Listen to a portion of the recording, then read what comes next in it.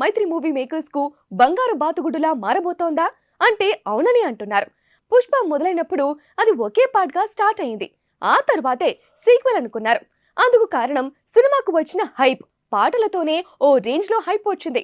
అప్పుడే దీనికి సీక్వెల్ కూడా చేయాలనుకున్నారు.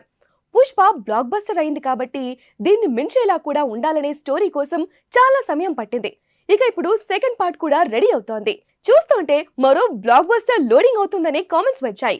అందుకే ఇక దీన్ని కంటిన్యూ చేస్తే ఎలా ఉంటుందనే ఐడియా వచ్చిందట మైత్రి వారికి. మైత్రి ఓకే అంటే సుకుమార్ కాదంటాడా? ఇంతకీ మ్యాటర్ ఏంటంటే త్వరలోనే పుష్ప 3 కూడా ఉంటుందట. మరో పార్ట్ ను రూపొందించేలా ఈ సెకండ్ పార్ట్ ను ఎండ్ చేయబోతున్నారు అంటున్నారు. ఫస్ట్ పార్ట్ లో పుష్ప స్ట్రగుల్స్ నుంచి తనే స్మగ్లర్ గా మారే క్రమం చూసాం. సెకండ్ పార్ట్ లో స్మగ్లర్ గా అతని రూలింగ్ చూపిస్తారు. మూడో పార్ట్ లో పుష్ప ఇంటర్నేషనల్ లెవెల్ కు ఎదిగే విధానం కనిపిస్తుందనుకోవచ్చు.